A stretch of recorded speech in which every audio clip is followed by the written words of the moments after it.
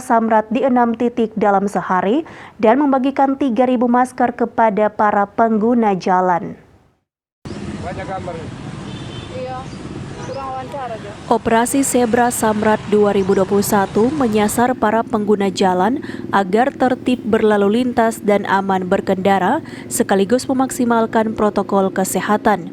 Terpantau di area Zero Point, Satlantas Polresta Manado memberikan edukasi kepada para pengguna jalan agar tertib berlalu lintas, sekaligus membagi-bagikan masker gratis. Kasat Lantas Polresta Manado Kompol 0 di Undap memastikan di beberapa titik pelaksanaan operasi Zebra Samrat, ribuan masker gratis dibagikan kepada pengguna jalan.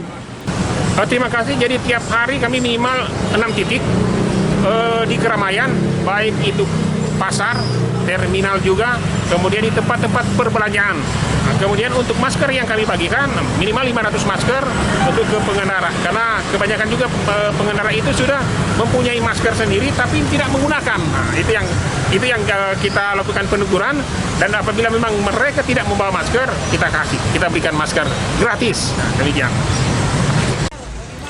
Ia mengimbau untuk warga yang keluar rumah harus memaksimalkan protokol kesehatan, termasuk pengendara kendaraan pribadi maupun sopir dan penumpang angkutan umum.